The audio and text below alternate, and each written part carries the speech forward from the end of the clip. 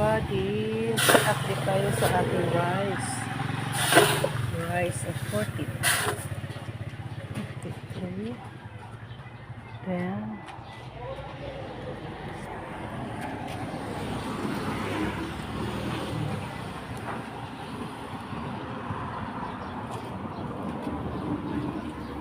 grabe kainit sa labas. Ito, wala ng laman. Itong toyo natin. Ketchup at saka suka. Ito, yung beef cubes. Ay, baliktad. Baliktad pala.